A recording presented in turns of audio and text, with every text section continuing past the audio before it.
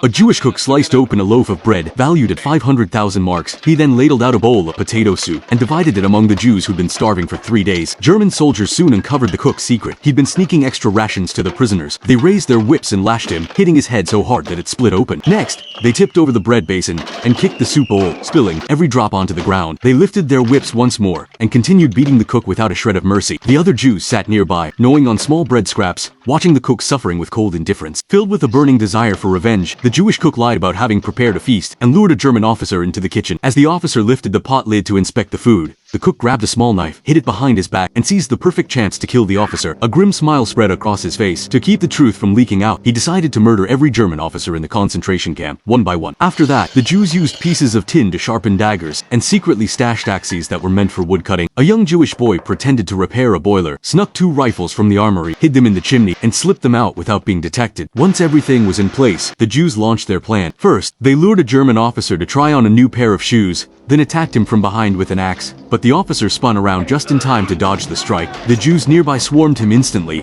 One covered his mouth to muffle his cries, while another pulled out a small knife and killed him. But this was only the beginning. Next, the Jews tricked German officers into the tailor shop, claiming they had new clothes for them to try on. As soon as an officer put on a leather coat, the Jews rushed out and strangled him to death. After that, the Jews used all sorts of ambush tactics to kill 15 German officers one after another. With just one officer left, they destroyed the communication equipment to prevent the Germans from calling for backup. Meanwhile, the last German officer spotted a child while patrolling the camp. A Jewish woman begged him to spare the kid, but he refused outright. The woman took the chance to yank the child back to safety, which enraged the officer. He pulled the trigger without a second thought. Later, the officer returned to his office and noticed blood on the door. He followed the blood trail inside, found a corpse, and suddenly realized the Jews were plotting an escape. He hurried to pick up the phone to call for help, only to discover the line had been cut. Left with no other option, he ordered his soldiers to spread the word to the rest of the guards. The Jews realized their plan had been exposed and immediately scattered in every direction.